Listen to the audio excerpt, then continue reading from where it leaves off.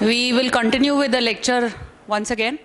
And before the professor starts with his presentation, I would like to give him this book as a gratitude from the Institute. This is a publication of the Institute, which I believe will be appreciated by you. What is the name of this book? Sir, bata dijiye. It is नाट्य मंजरी सौरभारे भट्ट साहब का है, Govind Keshav Bhatt, Bhandarkar oriental research institute, series number 13, Natya Manjari Saurabham, Sanskrit dramatic theory by G K. Bhatt साहब। मुझे बड़ी खुशी इसलिए होती है कि उनका ज़्यादातर जो कर्मभूमि रही वो अहमदाबाद रही, गुजरात कॉलेज में, और मैं हाँ तो आप सबको मालूम होगा कि उन्होंने एक विदूषक नाम का ग्रंथ भी लिखा है। संस्कृत नाट्य साहित्य में जितने भी विदूषक है उसमें बढ़िया एनालिसिस किया है, वंडरफुल टेक्स्ट। उसका गुजराती अनुवाद भी हो गया है, लेकिन मूल अंग्रेजी में है। और ये भट्ट साहब जब वापस पुणे में आए गुजरात से सेवानिवृत्त होकर, उस समय पर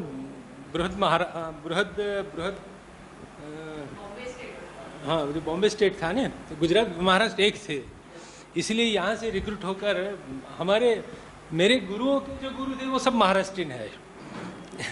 तो हमारे संस्कृत की जो परंपरा गुजरात में चल रही है वो सब महाराष्ट्रियन प्रोफेसर से हो रही है। मेरा थीसिस वैसे काशीनाथ वासुदेव शास्त्री अभ्यंकर जांचने वाले थे, लेकिन वो दुर्घटना हो गई, इसीलिए वो मेरा थीसिस, उनका नाम आ गया था पैनल पर। तो इस तरह का उनका जो शिष्य वो डॉक्टर जेम शुक्ल साहब, वो मेरे गाइड थे, और जेम शुक्ल जी को उन्होंने गाइड किया था। यानी गुजरात में उनकी बड़ी परंपरा रही।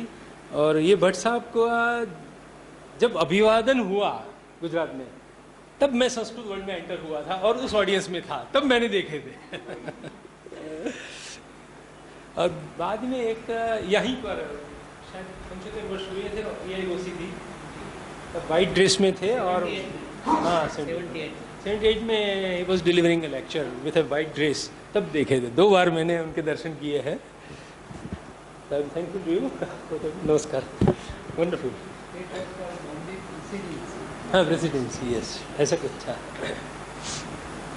अभी मुंबई विश्वविद्यालय में संस्कृत विभाग में डॉक्टर भट्ट की शायद जन्मशती के उपलक्ष्य में उनकी कन्या है यहाँ पूना में, उन्होंने और उनके छात्र उन्होंने सेमिनार लिया था, एक संडे सेमिनार डॉक्टर भट्ट के कार्य पर बहुत अच्छा हुआ।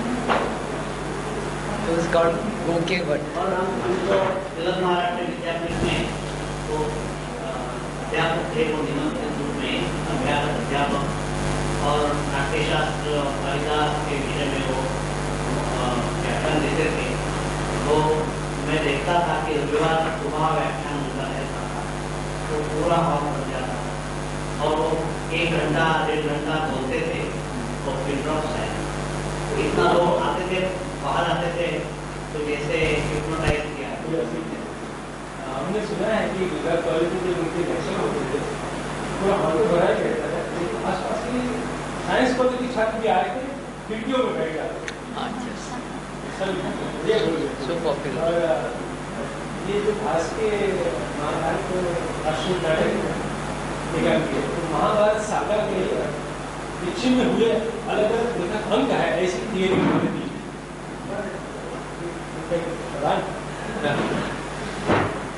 Thank you.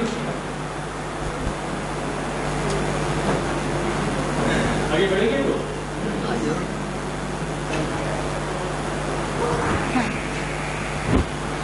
हेलो। इसके आगे एक मैंने स्लाइड बनाई थी, निकाल दी थी, लगता है कि मैं बोल ही दूँ, यहाँ नहीं दिखाई रही है, मैंने बनाई थी, निकाल दी है, लेकिन बोलने का मन होता है। इसकी एक पूर्व भूमिका है। ये भारत का तिरंगा आप देख रहे हैं,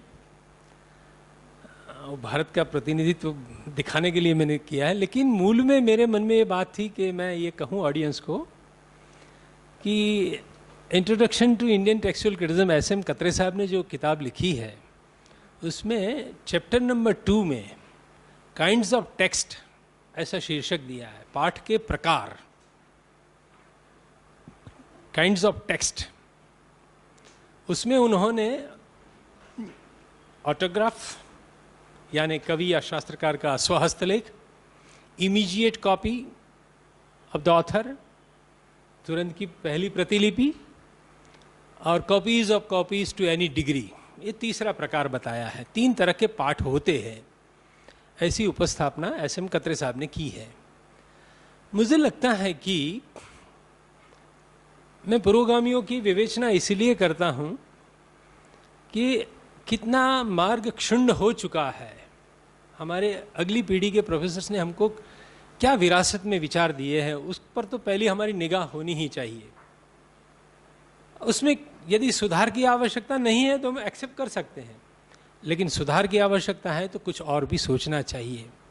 इसलिए उन्होंने ये जो बात रखी है काइंड्स ऑफ टेक्स्ट करके, वो तो पाठ के अभिसाक्ष्य, विटनेसेस ऑफ द टेक्स्ट है, पाठ के प्रकार नहीं हो सकते हैं। ऐसा सोचकर ये मैंने बताया है कि पूरा जो भारतीय वाङ्मय है, यानी संस्कृत, पाली, प्राकृत में जो भी लिखा गया है, वो मेरी दृष्टि से पंचविध पाठ है, 5 प्रकार का पाठ, जिसके साथ हमको डील करना है, हमको काम करना है। 2 दिन से मैं जो सुन रहा हूँ यहाँ पर, उसमें कुछ ज्योतिष की टेक्स्ट भी है, आज कोई अमरकोश वाली बात भी आई, बौद्ध टेक्स्ट भी रही, तो उसको मैं इस तरह से उसका बंटवारा, पृथक्करण करना चाहता हूँ कि हमारे भारत देश में एक दृष्ट साहित्य है। ऋषि मुनियों ने जिन वेद मंत्रों का दर्शन किया है वो दृष्ट साहित्य है। दूसरा है उत्कीर्ण साहित्य, खुदा हुआ। तीसरा है प्रोक्त, प्रवचनेन उक्तम इति प्रोक्तम।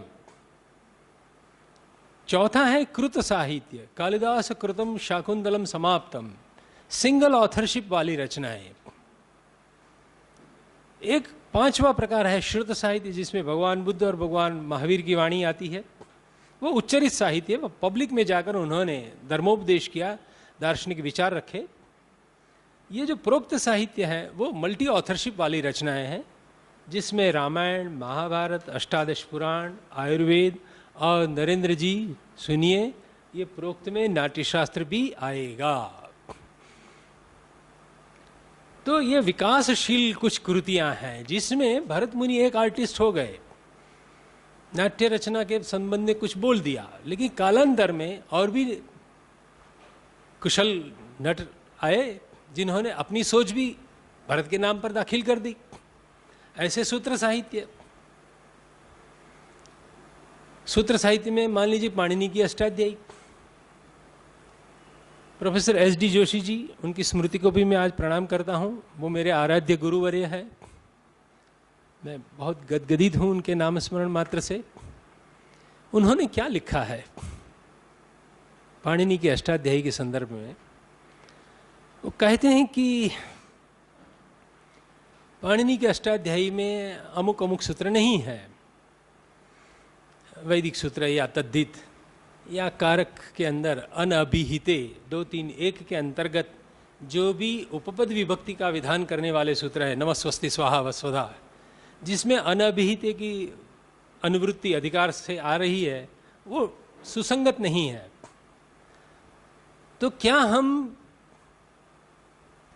एक और पाणिनि को महामेधावी कहने जा रहे हैं, साथ में वो इडियट था ऐसा भी कहना चाहते हैं? जो उनकी मूल व्यवस्था से हटकर कुछ सूत्र दिखाई रहे हैं वो उनके नहीं है, ऐसा हमको बोल देना चाहिए।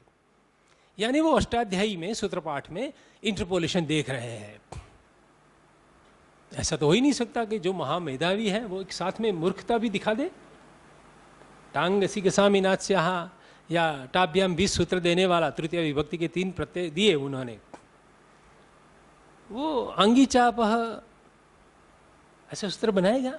और बाद में भट्टोजी दीक्षित लिखते हैं आंगिति टा संज्ञा प्राचाम। पाणिनि ने मूल व्यवस्था में तो टा प्रत्यय दिया है, अंग कहाँ से आया? तो हमको बोलना चाहिए कि भाई टा को लेकर टा स्थानी के स्थान में आदेश करने वाला सूत्र खो गया है, विलुप्त हो गया है, इसीलिए सब्स्टिट्यूट के रूप में किसी ने दूसरा सूत्र डाल दिया है। ऐसा हम क्यों ना बोले? तो एक और भरत मुनि को ऐसा कहना है और उसके हाथ से लिखा हुआ घटिया अंश भी हम उसमें सुरक्षित रखते हैं, वो ऐसा तो नहीं होना चाहिए। कालिदास महाकवि है, कवि कुलगुरु है, तो उसके हाथ से ऐसा विपरीत नहीं हो सकता, ये हमें निश्चित करना होगा। तो ये जो प्रोक्त साहित्य है ना, उसमें मैं सोचता हूं तंत्र साहित्य भी आ जाएगा। तो ये मल्टी ऑथरशिप वाली रचनाएं हैं, उसका पाठ संपादन करते समय हमको कुछ सोचना पड़ेगा, अलग तरीके से सोचना पड़ेगा। जैसे पाठ का प्रकार बदल जाएगा उस तरह से पाठ संचरण की विधा बदल जाएगी। पाठ संचरण की विधा बदल जाएगी तो उसकी समस्याएं बदल जाएगी। समस्या भेद से समाधान भेद करना पड़ेगा हमको। पाठ भेद से संचरण भेद होगा, ट्रांसमिटेड टेक्स्ट का स्वरूप बदल जाएगा। ट्रांसमिशन किस तरह से हो रहा है वो सोचना पड़ेगा। ट्रांसमिशन की विधा बदलने से समस्या बदल जाएगी, और समस्या बदलेगी, जो मलेरिया पर दवा चलती है वो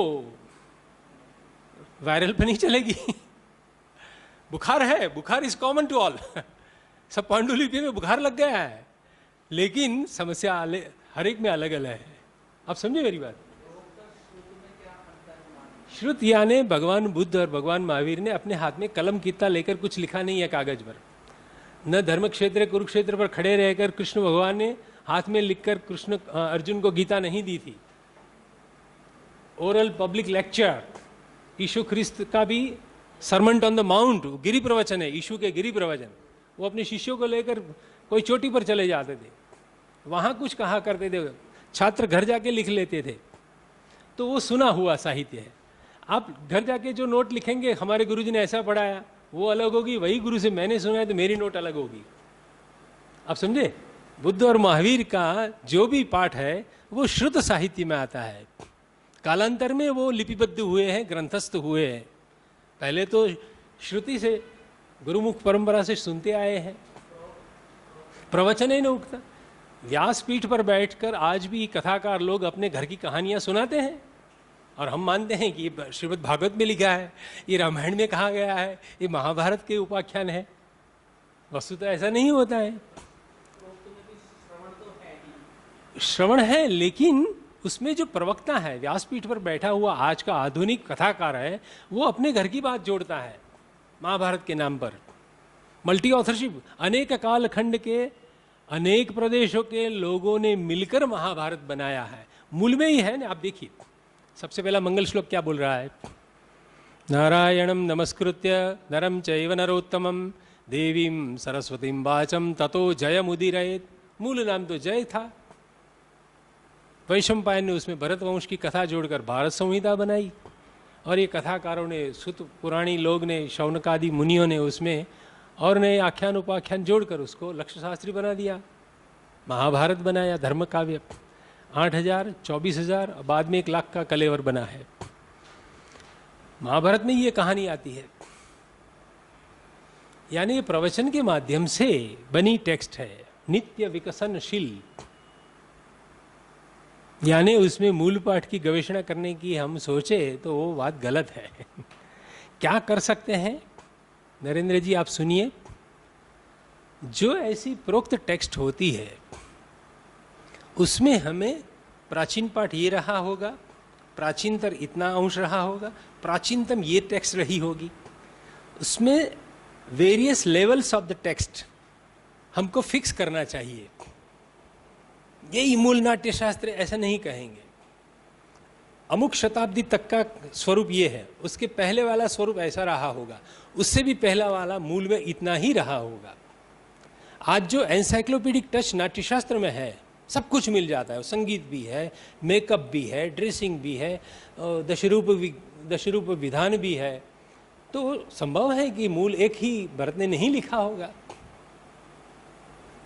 वेरियस एस्पेक्ट्स है ड्रामा के साथ जुड़े हुए, सबके प्रणेता अलग अलग होंगे, सबके कालखंड अलग होंगे। तो ये प्रोक्त ग्रंथ का जब एडिटिंग का काम हम लेते हैं तो ये सबसे पहली जो समझने वाली बात, समस्याभूत बात है, ये है कि how a particular text is transmitted to the next generation. उस पर हमारा ध्यान जाना ही चाहिए। कालिदास के लिए हम ऐसा सोच सकते हैं कि उन्होंने जो लिखा वही धारा चल रही होगी, क्योंकि एक कर्तृक रचना है। लेकिन इसमें तो बहुत सारे लोग आते ही रहेंगे। वाल्मीकि ने लवकुश को ही पहले सिखाया, सीता के पुत्र को, और कहा कि जाओ अयोध्या में गान करो राम की नगरी में। इसीलिए आज भी संगीतकार के लिए कुशीलव शब्द का प्रयोग करते हैं, संस्कृत में वो शब्द आ गया, यानी ओरल ट्रेडिशन से चला है। तो आप देखिए, जो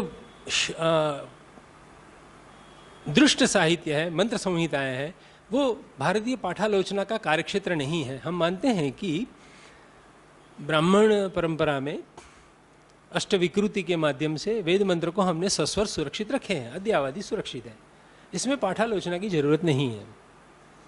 ये जो है वो आर्कियोलॉजी का सब्जेक्ट है कि एक बिजली गिरी और कोई हिम शिला पर लिखा हुआ आलेख था, वो टूट गया, या प्रवासियों के खिलवाड़ के कारण या मुस्लिम आक्रमणों के कारण कुछ टूट फूट गया, तो उसका भी रिकंस्ट्रक्शन करना होता है। वो हम संस्कृत शास्त्रों से या लिटरेचर से जुड़े लोगों का वो एरिया नहीं है, वो आर्कियोलॉजी डिपार्टमेंट संभालता है। हमारे लिए जो चैलेंजिंग टास्क है वो अवशिष्ट 3 है। उसमें जो शाकुंतल है उसके बारे में हम आज बात करना चाहते हैं। अच्छा, ये जो संदोहन पद्धति से काम करना है, जो वी.एस. सुक्थनकर जी ने लिखा है प्रोलोगोमेना टू महाभारत में, कि हमको ऐसी एडिशन देना है कि भारत के किसी भी कोने में एक क्रिटिकल एडिशन जब पढ़ी जाए तो सबके लिए वो एक्सेप्टेबल होनी चाहिए। सबको लगे, बंगाली को भी लगे हाँ ये मेरा महाभारत है, साउथ इंडियन को भी लगना चाहिए कि मेरा महाभारत है। इसीलिए सभी परंपराओं का उसमें संदोहन किया गया है। It should be acceptable to all. तो वहां वो संदोहन पद्धति ठीक है। लेकिन काव्य शास्त्र, टीका इत्यादि वाले ग्रंथों में संदोहन पद्धति से, इक्लेक्टिक प्रिंसिपल से पाठ संपादन होता है, तो वो ठीक नहीं है, ऐसा मेरा अभिप्राय है। क्योंकि यदि ऐसा करेंगे तो दूसरा आदमी दूसरा अटेम्प्ट करेगा, वो कहेगा नहीं आपके स्वीकृत पाठ मुझे मान्य नहीं, मेरी दृष्टि में ये होना चाहिए। यानी वो सर्वसम्मत नहीं होती है। जो इक्लेक्टिक प्रिंसिपल बनाई जाती है एडिशन, वो सर्वसम्मत नहीं हो पाती है। जो शकुंतल के एरिया में हुआ वो यही हुआ है। सबको अलग अलग अपनी राय देने का मन हो गया है।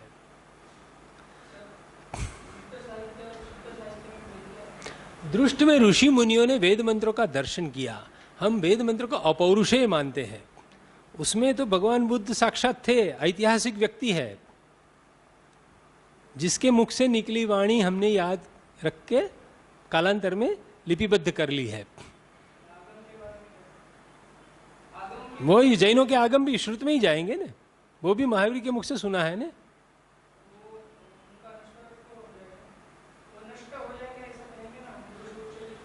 ऐसा है, वो एक सांप्रदायिक आस्था वाली बात अलग है। यहाँ एकेडमिक फील्ड में जो हम जिस तरह से बोल रहे हैं, आप समझे, उस तरह से बात चल रही है। वहाँ पर भगवान महावीर की जो वाणी थी, उनके श्रीमुख से जो शब्द निकले थे, उसके लिए उन्होंने स्वयं जो कहा है वो ये कहा है कि ये अर्थ देशना है। शब्द देशना वेद में है कि शब्द को जैसा का वैसा सुरक्षित रखा जाए, लेकिन प्राकृत आगमों के संदर्भ में विचार को, थॉट कंटेंट को सुरक्षित रखने की बात है। जीव हिंसा नहीं होनी चाहिए, ये विचार केंद्र में है, उसकी सुरक्षा की जाए। वो चाहे शौरसेनी में बोला जाए या अर्धमागधी में बोला जाए या बाद में महाराष्ट्रीय प्राकृत में बोला जाए, उसमें अर्थ का महत्व है, कंटेंट का महत्व है, वो अमर रहेगा।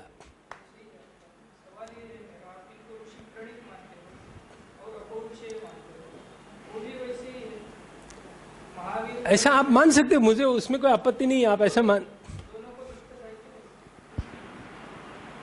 दृष्ट साहित्य को या ऐसा है कि मैं नहीं मानता कि, मैंने अभी तक सुना नहीं है कि जैनियों या बौद्ध संप्रदाय वाले लोग ऐसा मानते हो कि उन लोगों को, उन दोनों महर्षियों को, भगवान को, इन फिलोसॉफिकल विचारों के दर्शन हुए थे। वो उनके अपने विचार हैं।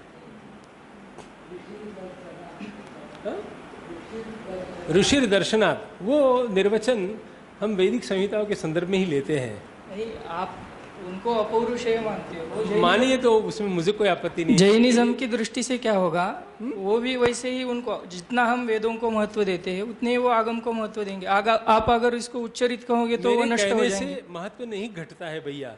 तो एक में उसका अंतर्भाव क्यों नहीं किया, ऐसा मेरा सवाल है। एक तो दृष्ट साहित्य कहो या श्रुत साहित्य कहो, दोनों कहो। हम कुछ कहना चाहेंगे इसके बारे में। बोलिए। इनकी बात मैं समझ रहा हूँ।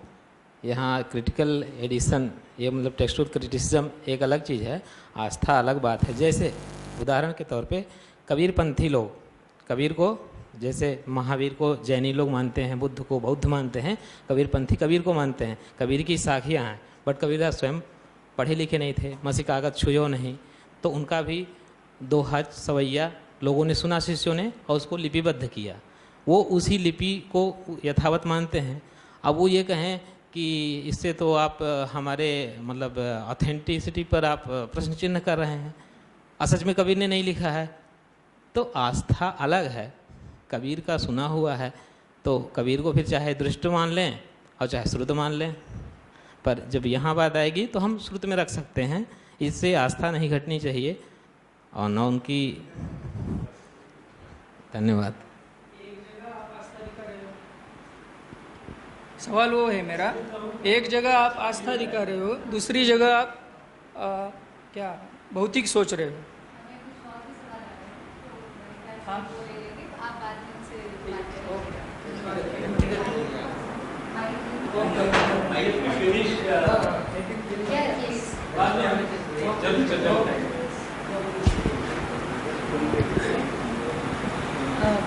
सर एक्चुअली मेरा सवाल ये इक्लेक्टिक प्रिंसिपल्स के बारे में है। So I think if you don't mind, okay will take it later on, no problem. मैंने मेरे विचार को छोड़ दिए हैं विचार के लिए, उसकी पुनः परीक्षा जरूर करेंगे। मैं भी कुछ सुनना चाहता हूँ। मैं जहाँ पर भी जाता हूँ प्रश्न उठने पर ही मुझे कुछ नया सोचने की दिशा मिलती है। So it will be welcome, but not now. अब कालिदास के काव्यों की जो नियति रही है, कालिदास के काव्यों की जो नियति रही है, वो मेरी दृष्टि में उनकी कुल मिला के 7 कृतियाँ हैं। उनमें एक श्रव्य काव्य है और दूसरा है दृश्य काव्य। मेरा ये दृढ़ मानना है, और मैंने उस पर एक आर्टिकल भी लिखा है बढ़िया लंबा चौड़ा, कि जो अलंकार शास्त्र में काव्य में दोष ढूंढ निकालने की बात, काव्य दोष विमर्श हुआ है, उससे प्रभावित होकर कालिदास में बहुत सारे सार्थक पाठांतर दाखिल किए गए हैं कालांतर में। क्योंकि व्यक्ति विवेककार महिम भट्ट ने यह रास्ता खोल दिया कि कालिदास को ऐसा नहीं, ऐसा लिखना चाहिए।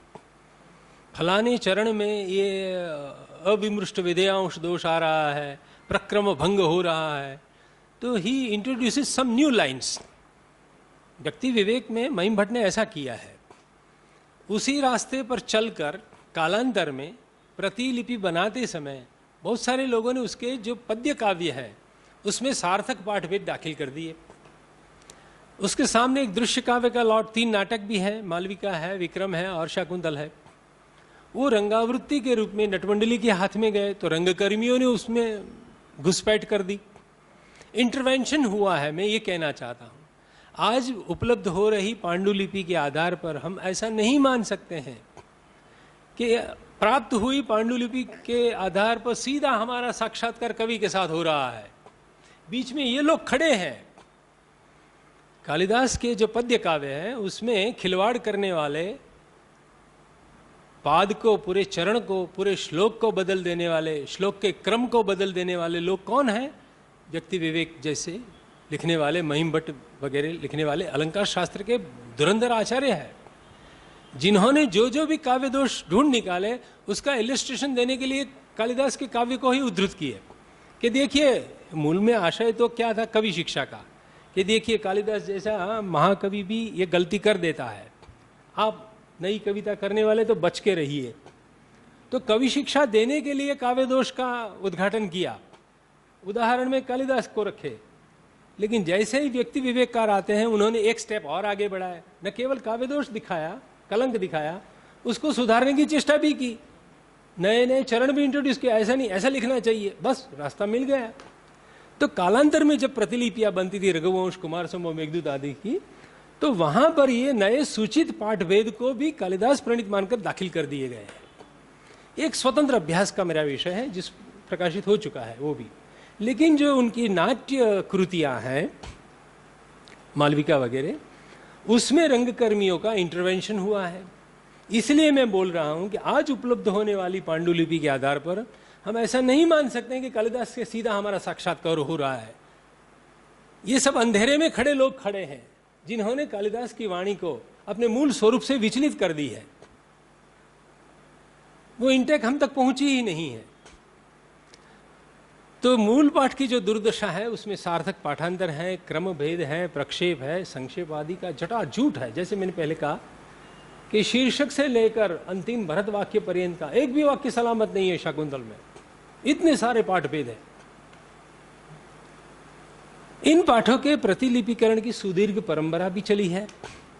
नाट्य कृतियां मूल में एक कर्तृक होते हुए भी कालांतर में अनेक कर्तृक बन गई है, मल्टी ऑथरशिप वाली रचना बन गई है। तो आज के पाठक को कवि प्रणीत पाठ का साक्षात्कार होना दुस्साध्य है, अशक्य है ऐसा मैं नहीं कहता हूं, लेकिन इट्स अ डिफिकल्ट टास्क। वो दुष्कर है, इतना तो निश्चित है।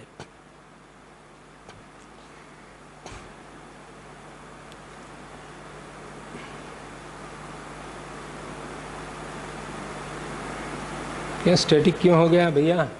कोई हेल्प करने आओ जरा। हाँ सॉरी सर, हो गया फाइन। कौन सा नंबर चल रहा है? सॉरी, हाँ याद। अब नेक्स्ट लेते हैं 26। अभिज्ञान शाकुंतल की प्राथमिक पाठालोचना जो अभी तक हमने 200 वर्ष का इतिहास देखा, उससे कितनी जानकारी हम तक पहुंची है। तो दो तरह का, दो इयत्ता में पाठ है। एक तो बृहत पाठ है और लघु पाठ। उसमें बृहत पाठ वाले जो कश्मीरी वाचना का पाठ है उसमें शीर्षक क्या है? अभिज्ञान शकुंतला है। लोगों ने उसको वाचना का नाम दिया है, मैं उसको रंगावृत्ति कहना चाहता हूं, इसलिए ऑब्लिक में ये डाला है। बृहत्तर पाठ और बृहत्तम पाठ, मैथिली वाचना का जो पाठ है वो बृहत्तर है और बंगाली का बृहत्तम है। इन दोनों में इस नाटक का शीर्षक चल रहा है अभिज्ञान शकुंतलम, और लघु पाठ परंपरा के अंदर उसका शीर्षक हो जाता है अभिज्ञान शाकुंतलम। अब शकुंतला अकेली नहीं है, शकुंतला का पुत्र शाकुंतल, उसके भी अभिज्ञान का निरूपण इस कृति में है, उस पर फोकसिंग डाला जाता है। अभिज्ञानेन स्मृता या शकुंतला सा अभिज्ञान शकुंतला ताम अधिकृत्य कृतम नाटकम अभिज्ञान शकुंतलम।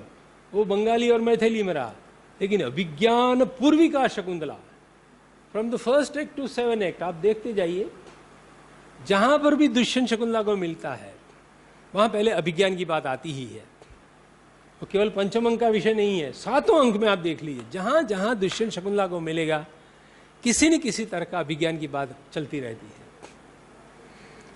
तो अभिज्ञान शकुंतला नाटक जो कश्मीरी में शीर्षक मिलता है, ये मेरी सोच है, यू मे डिसएग्री, लेकिन 3 तरह का आकलन विभिन्न कालखंडों में हुआ है, इसीलिए 3 उसके टाइटल प्रस्तुत हुए हैं। लोगों ने अलग अलग तरीके से उसका फोकसिंग एरिया सोचा है कि इस नाटक में हमको क्या देखने को मिलेगा। संभव है कि किसी नटमंडली ने उसको इस तरह का शीर्षक दिया हो उस जमाने में।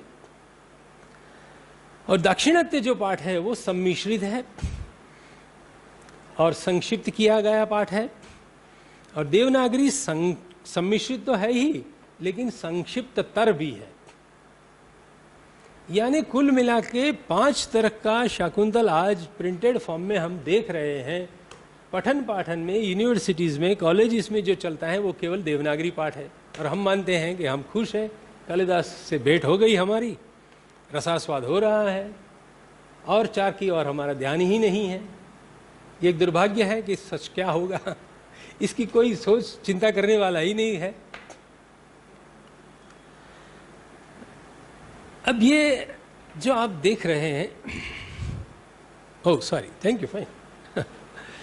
अभिज्ञान शकुंतला की जो रंगावृत्तियां हैं उसकी पाठ यात्रा यानी जर्नी ऑफ द टेक्स्ट वो इस क्रम में चली है। ये मैंने बहुत अनेक उदाहरणों से, अनेक प्रमाण से प्रमाणित कर दिया है। अभिज्ञान शाकुंतल के पाठ विचलन की अनुक्रमिकता, इस शीर्षक से मेरा एक आर्टिकल राधावल्लभ त्रिपाठी जी ने अपने नाट्यम पत्रिका में छापा है। वो बहुत प्रसन्न थे और उसको उन्होंने निकाला है, आग्रह से वो मेरे पास से ले गए हैं। वो कहानी में नहीं जाएंगे हम। तो 0.2 पर जो है वो बेस लाइन वाला पार्ट कालिदास ने लिखा होगा, लेकिन आज जो पांडुलिपियों में मिल रहा है वो नंबर 1 पर खड़ा प्राचीनतम पाठ कश्मीरी का है। उसमें और भी इंटरपोलेशन दाखिल हो गए, विकृतियां दाखिल हो गई, तो दूसरे स्तर पर मैथिली वाचना का पाठ बना है।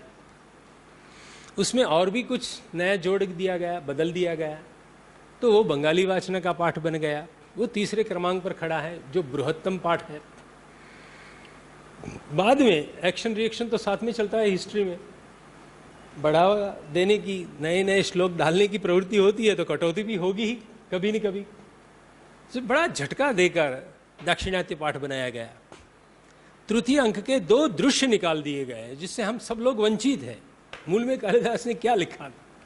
जो नेचुरल लव अफेयर है वो तृतीय अंक में से निकाल दिया गया है।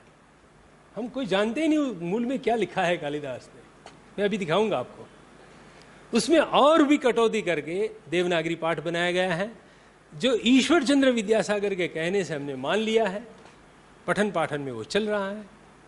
अब देखिए, श्लोक संख्या से भी मालूम हो जाएगा आपको कि 190 श्लोक वाले पाठ में और 230 श्लोक वाले, उसमें आगे पीछे गद्य संवाद भी होगा ना।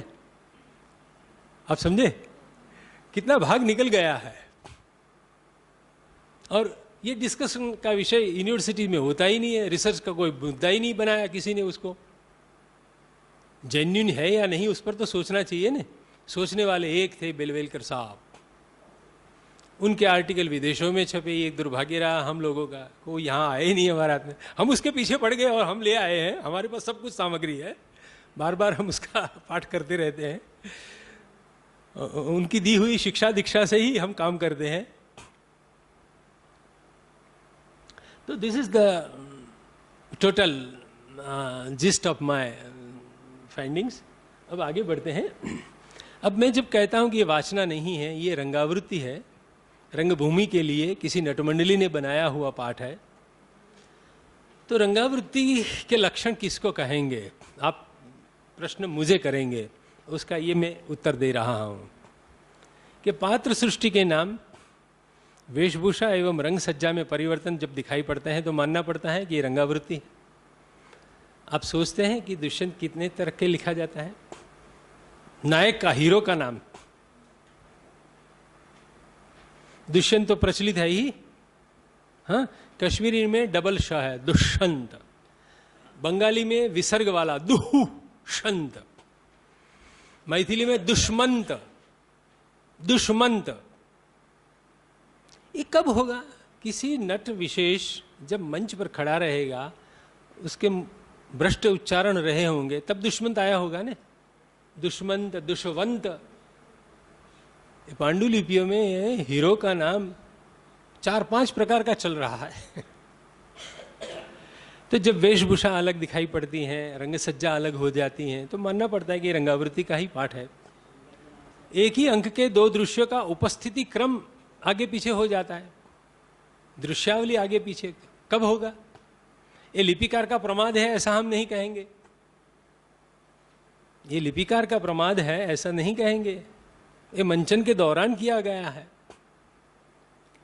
कुत्रचित 2 दृश्य अधिक होना या कहीं पर उनका नहीं होना। किसी उक्ति की शब्दावली यथावत रहे लेकिन उसका वक्ता बदल जाता है। उक्ति वही की वही है। प्रेमवदा के मुंह में जो था वो अनसुया के मुंह में चला गया, जो अनसुया के मुंह में था वो प्रेमवदा। उसमें भारी फर्क हो जाता है। कैरेक्टराइजेशन जब व्यक्ति रेखा खींचेंगे तो अलग हो जाएगा। उक्तियों का क्रम एवं काकू में परिवर्तन हो जाते हैं। निषेधार्थक वाक्य है उसको प्रश्नार्थक बनाया जाता है, प्रश्नार्थक है उसको आश्चर्यजनक बनाया जाता है। बोलने की विधा बदल जाती है। ये मंचन के दौरान ही होता है ना। कब होगा? ये होगा कब? क्या आप मेरे घर आएंगे?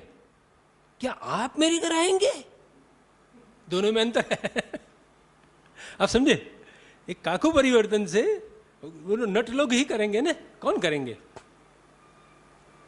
तो रंग सूचनाओं की संख्या और शब्दों में कम ज्यादा होना, निरूप्यमान विषय में विसंगति प्राप्त होना, पाठ्यांश में प्रक्षेप एवं संक्षेप की सार्वत्रिक प्रवृत्ति दिखाई देना, जीव जंतु के नाम बदल जाते हैं, उंदूर, मूषक, रीछ, भालू, भल्लुक और प्रदेश विशेष की जो होती है ना, उस तरह से खान पान के नाम, रोग वनस्पति के नाम, सब कुछ बदल गया है। शाकुंतल में आप चक्कर में आ जाएंगे। एक सैंपल आपको द्वितीय अंक में राजा के प्रवेश की मंचन विधा, आप पहले पढ़ लीजिए उसको, मैं तब तक पानी पी लूं।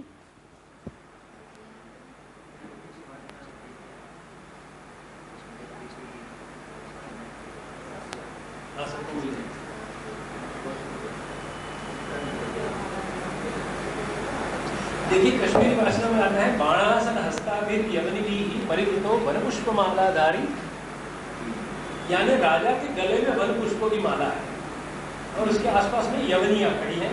यवनियों के हाथ में क्या है? धनुष बाण है। मैथिली और बंगाली भाषा में क्या हो गया? देशो बाणासन हस्तो हृदय निहित प्रियजनो वन पुष्पमालाधारी भागवत सही। यवनियां हटे, कई स्टेज पर यवनी नहीं आती। और अब धनुष बाण नहीं है, राजा का सात्विक अभिनय बदल जाएगा, हृदय नहीं प्रियजन है अब वो, और मृगया विहारी नहीं है। बाणासन हस्त का मतलब तो मृगया विहारी होगा। अब क्या बन गया? प्रेमाविष्ट अवस्था में आ गया है, इसीलिए माला पहनी है। अब देखिए क्या बदल रहा है। देवनागरी और दाक्षिणात्य में हम जो पढ़ा रहे हो क्या है? बाणासन हस्ताभिः यवनिभिः वनपुष्पमाला धारिणीभिः। सॉरी, देवनागरी और दाक्षिणात्य में वन पुष्पों की माला अब चली गई यवनियों के गले में। राजा के गले से निकलकर वो कहाँ गई? देखिए जब मंचन होता है ना, तो पूरे दृश्य की इंपैक्ट क्या आएगी ऑडियंस पर। तो यवनियों को सजा धजा के इंट्रोड्यूस की जाती है। अब आप इस तीन तरह के पाठभेद को लेकर एज ए एडिटर आप सोचना शुरू करेंगे, निश्चित कर देंगे, रेवा प्रसाद द्विवेदी बन जाएंगे, यही कालिदास ने लिखा था। क्या होगा? कौन कहेगा इनमें से कौन पाठ कालिदास ने लिखा है? ये केवल मंचन के लिए है ना।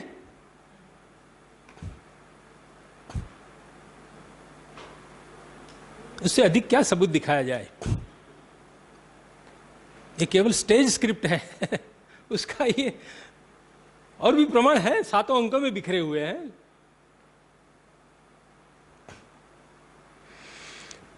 अब कोई कहेगा कि यदि नटमंडली ने ये पाठ बनाया है तो कोई न कोई टेक्स्ट में तो होगा ही। हाँ है। मिथिलावासियों की जो भी पांडुलिपियां चेक की गई, एक तो रमानाथ की प्रिंटेड टेक्स्ट तो निकली ही है, लेकिन मैंने खुद ने नेपाल से मंगवाई हुई, धर्मानंद कोसाम्बी के संग्रह में से, जो कालेलकर के संग्रहालय दिल्ली में है, वहाँ से प्राप्त की है। उन मैथिली स्क्रिप्ट में लिखी गई पांडुलिपियों का स्टडी करने पर इन सब में ये पंक्ति मिलती है। क्या लिखा है? सामान्य रूप से हम जो जानते हैं वो पहले बोल लेते हैं। अभिरूप भूयिष्ठा परिषदीयम अस्याम च कालिदास ग्रथित वस्तुना अभिज्ञान शाकुंतल नामधेयेन नवेन नाटकेन उपस्थातव्यमस्माभिः। ये प्रिंटेड टेक्स्ट है। इसमें केवल इतना ही कहा गया कि लर्नेड लोग, समाज के अच्छी रुचि वाले लोग आकर बैठे हैं, लेकिन केवल और केवल मिथिला की पांडुलिपियों में इतने शब्द अधिक है। रसभाव विशेष दीक्षा गुरोः साहसांकस्य श्री विक्रमादित्यस्य अभिरूप भूयिष्ठा परिषदीयम। अब उसकी छाया, मिथिला की छाया बंगाल में गई। बंगाल की सभी पांडुलिपियों में से साहसांक शब्द को हटा लिया क्या रह गया? शासंग कौन है वो खोजने की किसी ने कोशिश नहीं की। और कालिदास को विक्रमादित्य, मूल विक्रमादित्य, विक्रम संवत प्रवर्तक विक्रमादित्य के समय पर स्थापित करने के लिए उसका उपयोग किया गया कि देखिए प्रथम शताब्दी वाले विक्रमादित्य के नवरत्नों में से कालिदास भी थे। बंगालियों ने शासंग शब्द हटा दिया, लेकिन भाग्यवशात मैं एक दिन ये हर्षचरित पढ़ा रहा था, वहां पर ये बात आ गई ध्यान में। कहा जा रहा है मंत्रियों के द्वारा कि किन किन कारणों से कैसे कैसे प्रमाद से राजा मारे गए हैं, उसमें ये संदर्भ आता है। अरिपूरे च परकलत्र कामुकम कामिनी वेश गुप्तश्च चंद्रगुप्तः शकपतिम अशातयत। उस पर शंकर नाम के कमेंटेटर ने क्या लिखा है? शकाधिपति ही चंद्रगुप्तस्य भ्रातृजायाम ध्रुवदेवीं प्रार्थयमानः चंद्रगुप्तेन ध्रुवदेवी वेशधारिणा स्त्रीजन परिवृतेन व्यावादितः। बात ऐसी है, समुद्रगुप्त का बेटा चंद्रगुप्त द्वितीय, तो समुद्रगुप्त के देहावसान के बाद उसका बड़ा पुत्र रामगुप्त वो राजा बन के बैठा। किसी शक ने उसको हरा दिया, जीवित पकड़ा गया। उसने उसके साथ सौदा किया कि मैं मेरी वाइफ को दे देता हूं तो राज वापस लौटा दे, मुझे जाने दे। वो रामगुप्त ऐसा सौदा करके घर वापस आया। छोटे भाई चंद्रगुप्त द्वितीय ने जान लिया कि भाभी जी को दे देना है अब, तो वो उसी रात स्त्री का वेश पहनकर अपने 4 मित्र को स्त्री बनाकर स्त्री वेश में 4 सैनिकों को लेकर उसकी शकपति की शिविर में घुस गया। क्या हाँ भाई ध्रुव देवी आ गई आपके पास। तो शक राजा ने उसका स्वागत कर लिया अकेले में और वो मारा गया। परस्त्री परकलत्र कामुकम, बाणभट्ट कह रहे हैं शक राजा क्यों मारे गए कि परकीय स्त्री पर कामुक हो गया, इसीलिए वो फंदे में फंस गया और मारा गया।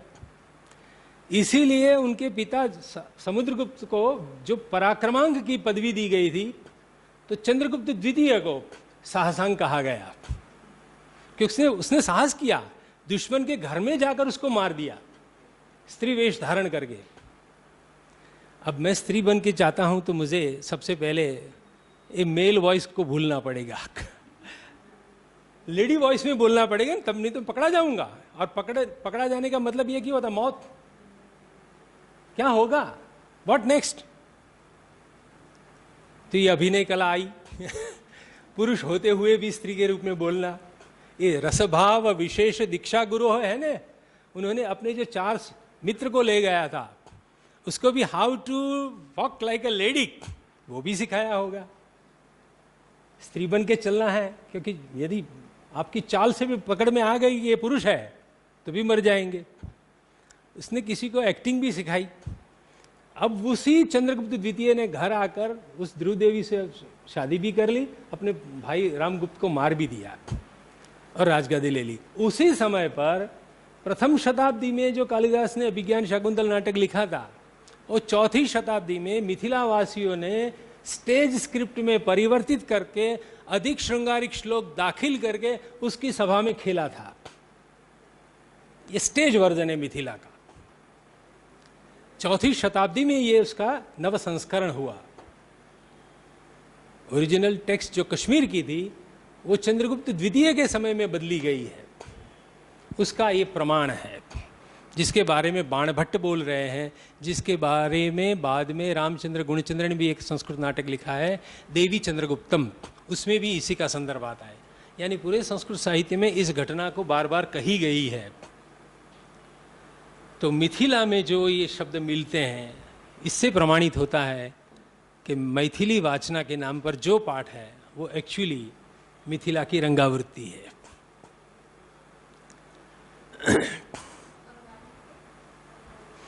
नहीं, कश्मीरी में और पॉल्यूशन नया श्रृंगारिक श्लोक डालकर मिथिला पाठ बनाया है। सेकंड कश्मीर, हाँ, बेस कश्मीरी का, कश्मीर की रंगावृत्ति का ही नव संस्करण होता रहा है। कालिदास प्रणीत पाठ तो गया,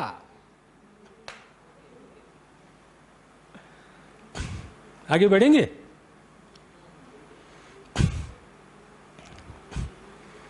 अब सबसे प्राचीनतम कश्मीरी है। लिपियों का उद्भव विकास हमें कहता है कि कश्मीर की शारदा लिपि 7वीं शती में सुप्रचलित बन चुकी थी, क्योंकि गौरीशंकर ओझा जी ने बताया है कि कोई शिलालेख में वर्तमान की शारदा लिपि फुल फ्लेज प्रयोग में आ गई है, किंतु शारदा पांडुलिपियों में संचरित हुआ पाठ तो 3री शताब्दी का मानना पड़ेगा, तब जाके 4वीं शताब्दी में मिथिला का संस्करण आएगा। तो कश्मीरी में अब उसका प्रमाण देते हैं, सबसे पुरातन यही है कश्मीरी पाठ। फॉर एग्जाम्पल, तृतीय अंक के आरंभ में राजा की एंट्री पड़ती है, ततः प्रविशति कामयानावस्थो राजा। देवनागरी और दाक्षिणात्य में वही जगह पर क्या रंग सूचना है, ततः प्रविशति कामयमानावस्थो राजा। और मैथिल और बंगाली में ततः प्रविशति मदनावस्थो राजा। कामयान शब्द ग्रामर से सिद्ध नहीं हो सकता है, इसलिए मिथिला वासियों ने और बंगाल के स्कॉलर ने सोचा उस झंझट में क्यों जाए, क्या सही है क्या गलत है, उसी अर्थ वाला एक नया शब्द डाल दिया, मदनावस्थो राजा। बात तो वही की वही है ना। लेकिन वामन का जो काव्यालंकार सूत्रवृत्ति ग्रंथ है उसमें एक सूत्र आया है, कामयान शब्द सिद्धो अनादिश्चेत। 5वीं शताब्दी में 6ठी शताब्दी में वामन बोल रहे हैं, उसके सामने कामयान शब्द है, वो ग्रामर से सिद्ध नहीं होता है, फिर भी उसको सिद्ध मानो ऐसा कहता है। क्यों? अनादिश्चेत। यदि परापूर्व से वो शब्द चला रहा है तो उसको स्वीकारने में हमें क्या आपत्ति हो सकती। ये वामन बोल रहा है। जो शब्द कश्मीरी पांडुलिपि में 5 में वही शब्द है, तथा प्रविशति कामयानावस्थो राजा।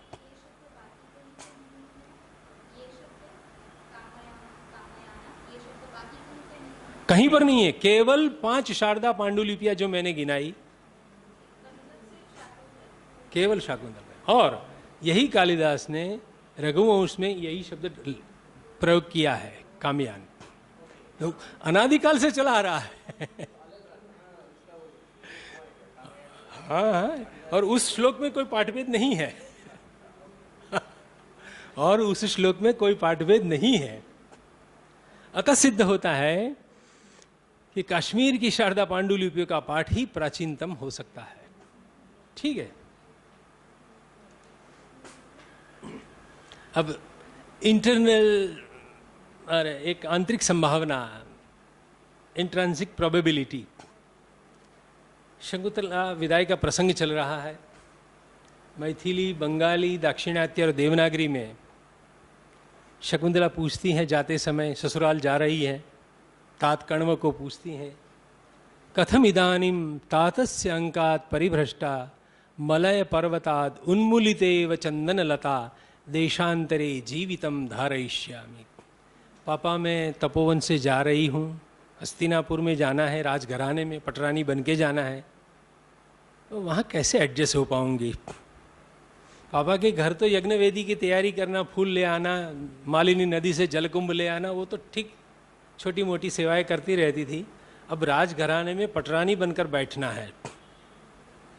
तो मैं चंदन लता का एक पौधा जो मलय पर्वत से उखाड़ दिया गया, उन्मूलिता इव, तपोवन से मायके से हटा के मुझे ससुराल भेज रहे हैं आप, लेकिन मैं वहां कैसे जीवन धारण कर पाऊंगी। अब कश्मीरी शारदा पांडुलिपियों में ही जो मिलता है वो ऐसा पाठ है, कथमिदानीम तातेन विरहिता करिसार्ध परिभ्रष्टा करेणुका इव प्राणान धारयिष्यामि। हाथियों के झुंड से अलग हो गई करेणुका, छोटी हथीनी जैसी मैं वहां ससुराल में कैसे जीवन धारण कर पाऊंगी। चारों वाचनाओं में चंदन लता का उपमान शकुंतला ने अपने लिए प्रयुक्त किया है। यहां वो कह दिया अपने आप के लिए, करिसार्ध परिभ्रष्टा करेणुका इव। ये कोई लिपिकार के प्रमाद से नहीं आया है, हाँ, कॉन्शियस एफर्ट से आता है। बताइए कालिदास ने क्या लिखा होगा। देखिए, कण्व मुनि का आश्रम हिमालय की गोद में है। वहां चंदन लता नहीं होती। चंदन के वृक्ष है तो भी वो मैसूर में है, साउथ इंडिया में है, हिमालय में कहीं नहीं होते। मलय पर्वत शकुंतला के सामने नहीं है। शकुंतला के सामने तो हाथियों का झुंड है, आज भी है। ऋषिकेश से आगे बढ़ो आप, जिम कॉर्बेट में जाइए, आप राजाजी पार्क में जाइए, तो शकुंतला जहां पली है, शकुंतला जहां पली है, जहां उसका संवर्धन हुआ है, तो उसके सामने क्या है? तात कण्व एक बड़े गजराज है। उनके आश्रम में गौतमी को भी आश्रय मिला है। प्रेमवदा अनसुया भी कोई ऐसी ही कन्या आके पल रही है वहां पर। तो एक बड़े गजराज की छत्रछाया में जैसे अन्य हाथी भी सुरक्षित जी लेते हैं, उसमें से बिछुड़ने की वेदना शकुंतला कह रही है। मैं कितनी नाजुक हूं वो नहीं कह रही है। मैं चंदन लतों का छोड़ वहां जाके कैसे पल पाऊंगी। अब देखिए, अपने आप को चंदन लता कहने में क्या बात है। शकुंतला अपने को प्रेस कर रही है कि मैं बहुत डेलिकेट हूं, और जब कहती हैं कि मैं करिसार्थ से परिभ्रष्ट करेणुका हूं, तो उसमें अपनी निस्सहायता है। अब वहां सहेलियां नहीं आने वाली है हेल्प करने के लिए, अकेले ससुराल में रहना है। आप बताइए, ससुराल जाती हुई कन्या क्या बोलेगी? भौगोलिक सत्य क्या है? शकुंतल का जो ज्योग्राफिकल है, कौन सा दृश्य कहां पर है, उसको ध्यान में लेते हुए आप क्या निश्चित करेंगे? This is higher criticism. पांडुलिपियों के साक्ष्य से बाहर निकलकर हम सोच रहे हैं मेजोरिटी ऑफ द मैन्युस्क्रिप्ट कहां जा रही है? चंदन लता की ओर। तो majority of the manuscript evidence को छोड़ देते हैं हम, उससे बाहर निकल कुछ सोचते हैं, तो निश्चित होता है कि कश्मीरी पाठ ही प्राचीनतम है, वही मौलिकता के नजदीक है। यदि ये पाठ नहीं मिलता, ये शारदा पांडुलिपि हाथ में नहीं आती, तो हम कालिदास से बहुत दूर रहते, अभी भी अंधेरे में रहते।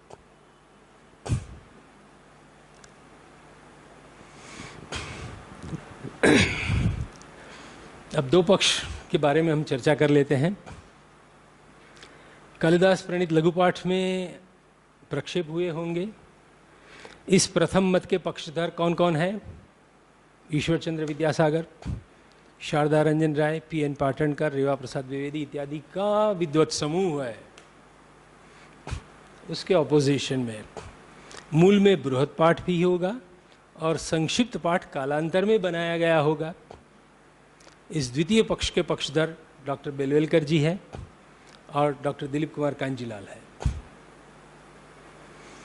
बहिरंग प्रमाणों से तीनों ही बृहद पाठ का प्राचीन तरत्व सिद्ध हो चुका है, क्योंकि अलंकार शास्त्र में जो भी उद्धरण है वो लॉन्गर वर्जन के हैं।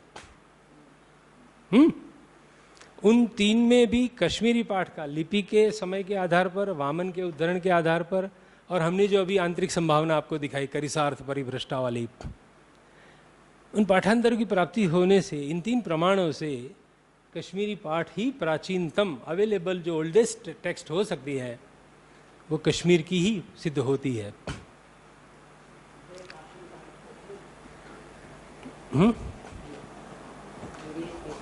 प्रश्न ऐसा है कि जो मैथिली बंगाली संस्करण है उसमें ये कलियुग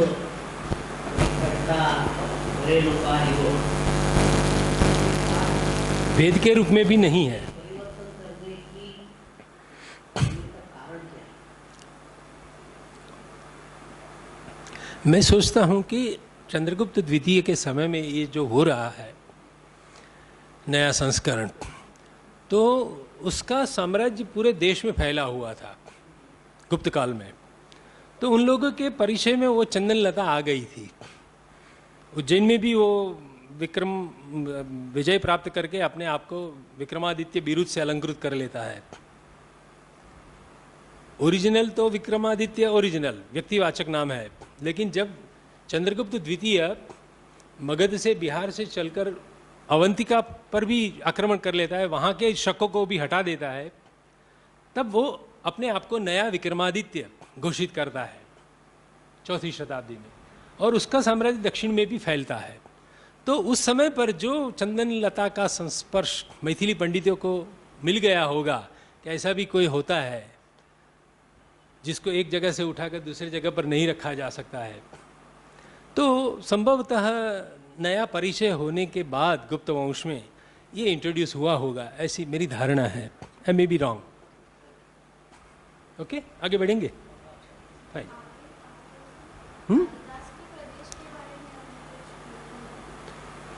शकुंतला के सामने क्या रहा होगा? कालिदास शकुंतला से क्या बुलवाएंगे? कालिदास को मालूम नहीं होगा ऐसे मैं नहीं कहता हूं।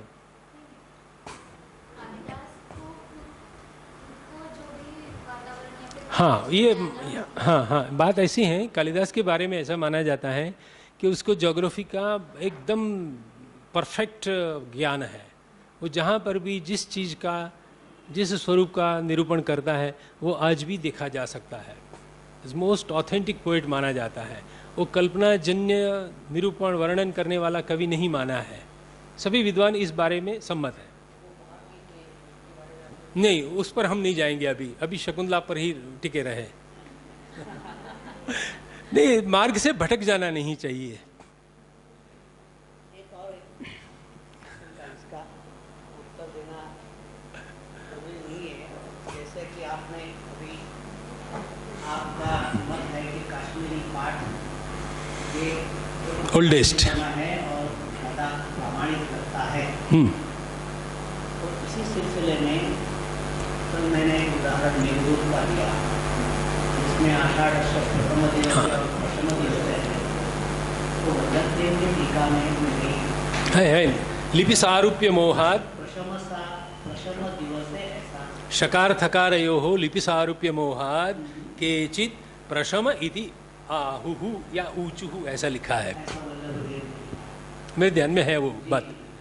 तो जैसे कश्मीरी संस्करण कालिदास के अन्य ग्रंथों के या कश्मीरी टीका में जो पाठ है उसका भी एक आधार हो सकता है आगे चलकर, क्योंकि ये शकुंतल का कश्मीरी पाठ भी ज़्यादा प्रामाणिक है और दूसरे भी ग्रंथ है जिसमें कश्मीरी पाठ भी है वो ज़्यादा प्रमाण, ये भी एक प्रमाण तुलनात्मक अध्ययन के लिए हो सकता है।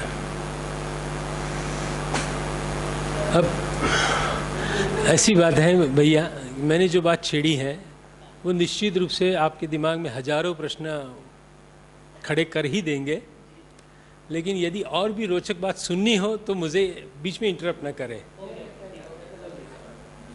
बाद में आप निश्चित पूछिए, क्योंकि और भी मुझे कुछ कहना है। इसके पीछे मेरा 10 से अधिक वर्षों का परिश्रम है। दिन रात मैं यही करता हूँ। इसलिए पहले सुन लीजिए। आप सब विभिन्न प्रदेश से आ रहे हैं, तो नई पीढ़ी को ये सुनाने का मौका जो मुझे दिया गया है BORI की ओर से, उस अपॉर्चुनिटी को मैं जाना नहीं देना चाहता हूँ। तो दिस इज द डिफरेंस। आज जो पढ़ा रहे हैं वो तृतीय अंक केंद्र में रखकर थोड़ी चर्चा कर लेते हैं। आज जो टेक्स्ट है वो अवेलेबल टेक्स्ट 24 या 26 श्लोक के बीच में रमती है। बृहद पाठ वाले संस्करण में वो 35 से 41, कश्मीरी में 45 है, बंगाली में 41 तक गई है संख्या। तो तृतीय अंक के 2 दृश्य चर्चास्पद हो जाते हैं। उस दृश्य जो हटाए गए हैं, जो हम जानते हैं, उसमें है क्या? ऐसा प्रश्न तो होगा ही, उसमें क्या है ऐसी चीज? तो दुष्यंत शकुंतला को अपने पास में बिठाकर उसका हाथ अपने हाथ में लेकर उसके हाथ में कमल तंतु का वलय पहनाता है। सिंबॉलिक प्रेजेंटेशन है। कोई पुरुष किसी स्त्री के हाथों में कंकण पहनाता है तो एक दाम्पत्य जीवन का आरंभ, सिंबॉलिक बात है। ऐसा एक दृश्य है। थोड़ी देर के बाद वो कहता है कि ठीक नहीं बैठाया, निकाल के दोबारा पहनाता है। तीसरी बार क्यों? हाथ छोड़ना नहीं चाहता है। शकुंतला का हाथ में लिया है, वो छोड़ना नहीं चाहता है। 3 बार पहनाने के बाद वो पूछ लेता है कि अरे मैडम बोलो तो सही, आपको जचा या नहीं जचा? शकुंतला ने ऐसे यहाँ पुष्प पहने थे कानों में। उसी समय हवा चली और पुष्परज शकुंतला की आंखों में गिर गई। वो कहती मैं ठीक तरह से नहीं देख पाती। अच्छा आओ मेरे नजदीक और आओ, मैं मेरे वदन मारुत से तुम्हारे नेत्र को प्रमार्जित कर देता हूं। एकदम नेचुरल लव अफेयर के सीन है वहां पर, अद्भुत श्लोक है। गांधर्वेण विवाहेन बहव्यो राजर्षि कन्यका परिणीता कहकर शादी कर लेना एक अलग बात है। किसी भी कन्या को पटाकर कि भाई गांधर्व विवाह की भी अनुमति शास्त्रकारों ने दे रखी है, वो अलग चीज हो गई, वो नेचुरल लव अफेयर नहीं है। ये दो दृश्य निकाल दिए गए। तो ये मूल में होंगे या नहीं, यही यक्ष प्रश्न है। ठीक है, देखिए अब बहुसंख्यक या ओल्डेस्ट मैन्युस्क्रिप्ट पांडुलिपियां या संदोहन पद्धति सत्य साधक प्रमाण नहीं है। मेजॉरिटी ऑफ द मैन्युस्क्रिप्ट वो भी नहीं, ओल्डेस्ट मैन्युस्क्रिप्ट स्कूल वो भी मान्य नहीं है, और इक्लेक्टिक प्रिंसिपल से हम कोई पाठ को निश्चित करें वो भी सत्य साधक नहीं हो सकते हैं। दोनों ही लघु पाठ उत्तरवर्ती हैं और रंगमंचीय पाठ है, बृहत पाठ ही पुरोगामी है। अब संक्षेप हुआ है वो कैसे सिद्ध करेंगे? तो क ख ग ये 3 प्रमाण मैं आपके सामने रखना चाहता हूँ। देवनागरी एवं दाक्षिणात्य में समय संगति का भंग होता है, ये बेलवेलकर जी का प्रदान है। फर्स्ट टाइम ही हैज़ प्रोनाउंस दिस थिंग, ये कुछ गड़बड़ी है। ये मैं नहीं कहता, बेलवेलकर महाशय ने कह रखा है हमको, लेकिन उस पर ज़्यादा किसी ने काम नहीं किया, किसी ने सोचा नहीं। सोचना बहुत जरूरी था। उन्होंने अंगुली उठाई है एक आर्टिकल में। बाद में उसी दिशा में सोचते हुए मेरे ध्यान में आया लास्ट बट वन, तीसरे अंक का उपांत्य श्लोक, उसमें एक हिंट मिलती है कि हाँ ऐसे दृश्य थे। विविध पाठ परंपराओं में से कौन मौलिकता की नज़दीक है? तो मौलिकता का साधक मुझे आंतरिक प्रमाण भी देना पड़ेगा आपको, जिसमें मैं आपके सामने रूप प्रतिरूप की एक निरूपण विधा को प्रस्तुत करूंगा, जो उच्चतर समीक्षा का एक कार्यक्षेत्र है। इन क ख ग के आधार पर मैं सिद्ध करूंगा कि ये जो 2 दृश्य हटाए हैं वे मौलिक थे, कालिदास ने लिखे हुए थे, जो चले गए हैं। देखिए कश्मीरी, मैथिली, जो लॉन्गर वर्जन वाली 3 वाचनाएं हैं, उन तीनों में राजा कहते हैं सुंदरी अपरिनिर्वाणो दिवस। दोनों सहेलियां गई मृगबाल को लेकर उनकी माँ के पास रखने के लिए। दुष्यंत शकुंतला को, नायक नायिका को एकांत दिया जाता है। शकुंतला उठकर चली जाना चाहती हैं, तब नायक कहता है कि अभी दिन खत्म नहीं हुआ है, शाम नहीं ढली है। कथम आतपे गमिष्यसी परिबाधा पेलवे रंगे ही। अरे कड़ी धूप चलती है, दोपहर 12-1 बजे का टाइम है, बाहर कैसे जाओगी लता वाला इसे? बैठो मेरे साथ में बैठो। यानी opening of the 3rd act वो मध्याह्न का समय है। कथम आतपे गमिष्यसी कहा जाता है, वर्डिंग पर ध्यान दीजिए आप। तब शकुंतला कहती हैं पौरव अनिच्छा पूर्वकोपि संभाषण मात्रेण परिचितो अयम जनः न विस्मर्तव्यः। मुझे भूलना नहीं। राजा कहते सुंदरी, सॉरी टेक्स्ट जरा आगे चल गई है, उसके आगे यही था, राइट। हाँ, दाक्षिणात्य और देवनागरी में सुंदरी अनिर्वाणो दिवस, दिवस पूरा नहीं हुआ है। इयंचते शरीरावस्था उत्सृज्य कुसुमशयनम नलिनी दल कल्पित स्तनावरणम कथम आतपे गमिष्यसी परिबाधा पेलवै रंगे ही बलादेनाम निवर्तयति। बलपूर्वक उसका हाथ पकड़कर वापस खींचता है। लेकिन राजा के मुंह में जो शब्द है वो कहते हैं कि मध्याह्न का समय है। शकुंतला तब कहती हैं पौरव, जब हाथ पकड़ लिया ने तो शकुंतला कहती हैं पौरव रक्ष अविनयम, कुछ शिस्त में रहो, ऐसे किसी कन्या का हाथ नहीं पकड़ा जाता। मदन संतप्तापि न खलु आत्मनः प्रभवामि। राजा कहते हैं भीरु अलम गुरुजन भयेन, बड़ों से डरने की जरूरत नहीं है। दृष्ट्वा ते विदित धर्मा तत्र भवान न दोषम ग्रहिष्यति कुलपति ही। पापा जान जाएंगे तो नहीं बोलेंगे, डांटेंगे नहीं तुझे, क्योंकि अपिच गांधर्वेण विवाहेन बहव्यो राजर्षि कन्यका परिणीतास्ता पितृभिश्चाभिनंदिता। बाद में पापा हाँ कह ही देते हैं, अच्छा किया बेटिया, डरने की जरूरत नहीं है। फिर भी शकुंतला कहती मुंचतावन माम, नहीं मुझे छोड़ दो। तो कहती कम से कम मैं मेरी सहेलियों को तो पूछ लूँ कि इस दिशा में आगे बढ़ना है या नहीं, लव मैरिज के लिए आगे बढ़ना है या नहीं। भूयोपि सखीजनम अनुमानयिष्ये, let me consult my friends. राजा के ठीक है छोड़ देंगे, भवतु मोक्षामि। शकुंतला पूछती कब छोड़ोगे? तो राजा कहते हैं अपरीक्षतस्य कोमलस्य यावत अधरस्य गृह्यते रसोस्य, एक बार किस कर लो बाद में छोड़ दूंगा। बस उसी समय पर नेपथ्य से उक्ति आती है, चक्रवाक वधुके आमंत्रयस्व सहचरम उपस्थिता रजनी। गिन लीजिए येलो अक्षर में जो है, केवल 6 संवाद में रात्रि ढल गई, अलग हो जाओ। अभी तो कहा जा रहा है कि बाहर मत जाओ, कड़ी धूप चलती है। कथम आतपे गमिष्यसि उत्सृज्य कुसुम शयनम, पुष्पों की शैया पर शकुंतला लेटी हुई है, वहां से दृश्य शुरू हुआ था। और केवल 6 संवाद, जिसको पढ़ने में 6 मिनट नहीं लगी हमको।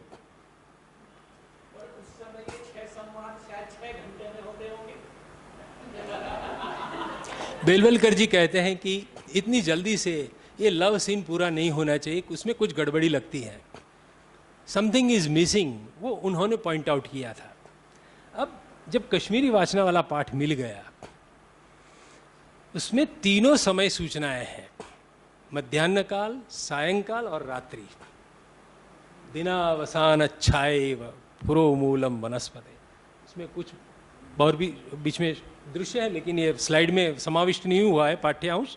लेकिन वहाँ पूरा 2 दृश्य, जिसमें शकुंतला को पास में बिठाकर वो मृणाल वलय पहनाता है, बार बार पहनाता है, उसके आंख नेत्र कलुषित होते हैं, उसको वदन मारुत से प्रमारित, क्या बढ़िया शब्द कालिदास ने प्रयुक्त किया, वदन मारुत से प्रमार्जित कर देता हूँ, तेरी आंख को फूंक मार देता हूँ, कहना तो यही है। तो वो पूरा दृश्य मध्याह्न में होता है, सायंकाल जब होता है थोड़ा थोड़ा अंधेरा हो जाता है, तब वो सीन होता है। उसके बाद गौतमी का आगमन होता है, शकुंतला को लेकर चली जाती है। तो ये पहला प्रमाण है कि देवनागरी और दाक्षिणात्य में 2 दृश्य निकाले गए हैं, कटौती हो गई है। अब ये जो कटौती हुई है तो कहीं पैचवर्क भी होना चाहिए ना, पैचवर्क भी करना पड़ेगा। ये पैचवर्क के लिए गंधर्वेण विवाह वाला श्लोक काम में आया है, वो भी प्रक्षिप्त है। It is not originated from the pain of Kalidas. ये श्लोक कालिदास ने नहीं लिखा है, यह श्लोक सभी वाचनाओं में है, केवल कश्मीरी वाचना में नहीं है। उसका नहीं होना विचारणीय था, लेकिन एक भी विद्वान, जिसमें बिलवालकर जी भी आते हैं, पाटणकर भी आते हैं, कांजीलाल भी आते हैं, इन्होंने भी कश्मीरी पांडुलिपियाँ देखी थी। 3 का नाम मैंने इसीलिए लिखा है। किसी ने इसकी और कोई बात नहीं छेड़ी है कि गांधर्वण्य श्लोक क्यों मिसिंग है। Nobody has thought about. Maithili में प्रथम बार इस श्लोक के प्रक्षेप होने के पश्चात ही दाक्षिणात्य और देवनागरी में संक्षेपीकरण का मार्ग प्रशस्त हुआ है। इस प्रक्षेप ने ही अभिज्ञान शाकुंतल से नैसर्गिक प्रेम का चित्र तिरोहित कर दिया है। अब देखिए कैसे वो इंटरपोलेटेड है, वो सिद्ध होता है। मैथिली और बंगाली वाचनाओं में कथम आत्मनः प्रियम न करिष्ये, दुष्यंत मन में सोचता है आत्मगत। शकुंतला तो ना कहती रहेगी, मैं थोड़ी मेरी मनमानी कर लूं, उसको पकड़ना चाहता है वो। उपसृत्य पटांतरम, उसका पल्लू पकड़ लेता है दुष्यंत खड़ा होकर। तब शकुंतला बोलती हैं रक्ष विनयम इतस्ततः ऋषयः संचरन्ति, ये आश्रम का परिसर है, कोई देख लेगा हमको।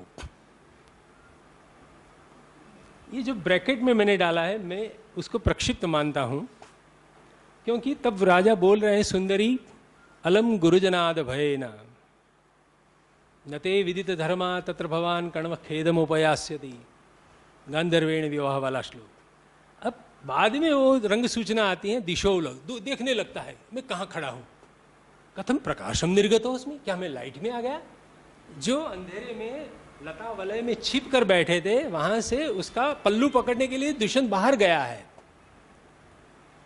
अब जब उसका प्रियतमा के द्वारा सूचन मिलता है कि भी ऋषि लोग घूम रहे हैं, कोई देख जाएगा, तो उसका नेचुरल रिएक्शन क्या होना चाहिए? अरे बड़ों से डरने की जरूरत नहीं है, चलो हम खुल्लम खुल्ला प्यार कर लेंगे, ऐसा बोलेगा दुष्यंत? दिशो अवलोक्य और शकुंतलाम हित्वा पुनस्तैरेव पदैहि प्रतिनिवर्तते, उसी कदम से वापस वो लता वलय में घुस जाता है। जो कन्या को वो सलाह दे रहा है, एडवाइस देता है कि बड़ों से डरने की जरूरत नहीं, पापा तो हाँ कहने वाला है, तो तू क्यों बाहर खड़ा नहीं रहता है, तू क्यों अंदर चला गया है? जो बोल रहा है उससे विपरीत उसका आचरण है। अब देखिए, ये इंटरनल एविडेंस है, ये दोनों में सुसंगति नहीं है। जो कह रहा है उसके विपरीत उसका आचरण हो रहा है।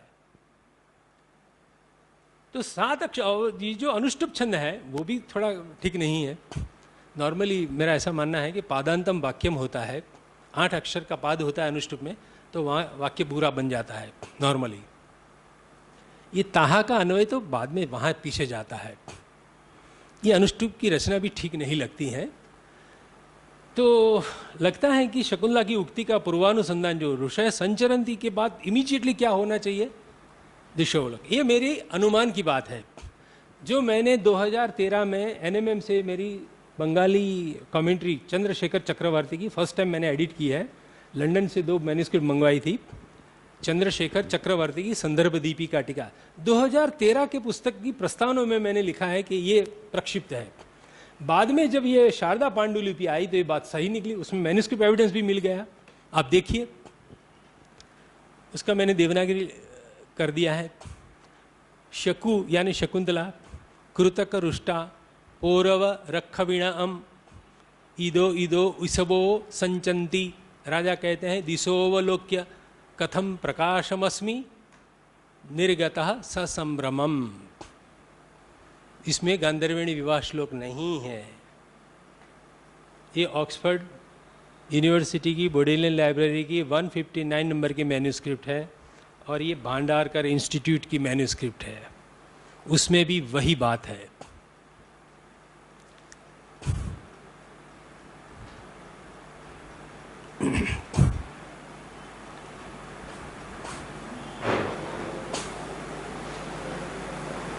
ये राजा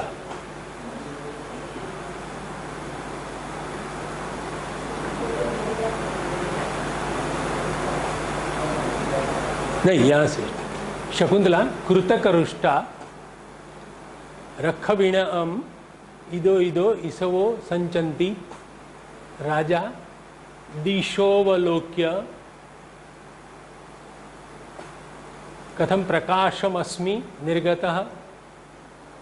तो बुर्जपत्र वाली, जिसको बिलवलकर जी ने आर्चिटाइप कहा है, एकमात्र सारे संसार में शकुंतल का जो बुर्जपत्र है वो आप देख रहे हैं, उसमें गंधर्वेण विवाह वाला श्लोक नहीं है, जो लॉजिक से भी सिद्ध होता है और मैन्युस्क्रिप्ट एविडेंस से भी समर्थित हो जाती है ये बात कि ये श्लोक नहीं था, मिथिला वासियों ने डाला, जिसका दुरुपयोग करके दाक्षिणात्यों ने 2 दृश्य निकाल दिए।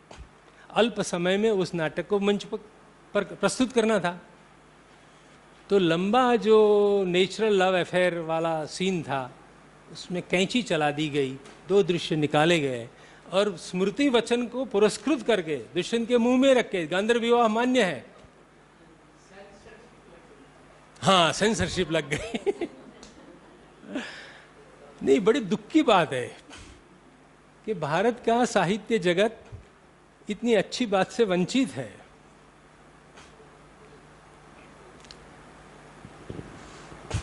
अब लास्ट बट वन श्लोक क्या कह रहा है, संक्षेप का साधक दूसरा प्रमाण। गौतमी आकर शकुंतला को ले गई,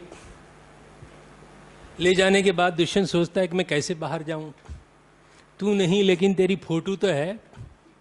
शकुंतला तो चली गई, लेकिन शकुंतला की याद दिलाने वाली 3 चीज उस लता वलय में पड़ी है। शकुंतला ने अपने हाथों से लिखा मदन लेख, वो जिस पर लेटी हुई थी वो पुष्पों की शैया, और तीसरा जो उसने अपने हाथों से पहनाया था ना, वो बिसावरण भी वहीं पर गिरा है, वो छोड़ के गई है जानबूझकर शकुंतला। तस्याः पुष्पमयी शरीरलुलिता शय्याशीलायामियम। नाटक का एक नियम है, जिन चीज़ों का निर्देश होता है उससे जुड़ा कोई दृश्य होना ही चाहिए। फिजूल का कोई वर्णन नहीं होता है नाटक में। नाटक समय की पाबंदी को स्वीकारने वाला नाटक है। Description for the sake of description नहीं कर सकते हैं। जो चीज गिनाई जाती है उससे जुड़ा कोई संबंध प्रसंग होना चाहिए, जो देवनागरी और दाक्षिणात्य में हम नहीं पढ़ पाए।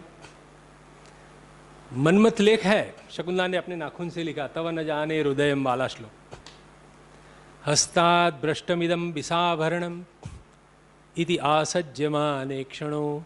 इस 3 चीज पर मेरी दृष्टि डालकर निर्गंतुम सहसा न वेतसगृहात् शक्नोमि शून्यादपि। प्रियतमा के बिना सुना सुना ये लता वलय मैं बाहर नहीं जा पाता, क्योंकि उसकी चीज यहां पड़ी है, उसको छोड़कर कैसे जाऊं। तो दोस्तों बात ऐसी है कि बृहद पाठ में ये 2 दृश्य थे, लेकिन देवनागरी और दाक्षिणात्य में उसको फेंक दिए गए। कश्मीरी में है, वही तो मैं है, पूरे दृश्य है। हाँ? ये श्लोक सब में है, 5 वाचनाओं में है। It is available in all manuscripts, all recension. हाँ, उसमें कोई शक नहीं है। That is perfect. ये पाठांतर वाला श्लोक नहीं है। अच्छा, उसको आप विस्तार नहीं करेंगे क्योंकि समय की पाबंदी भी है मेरे सामने।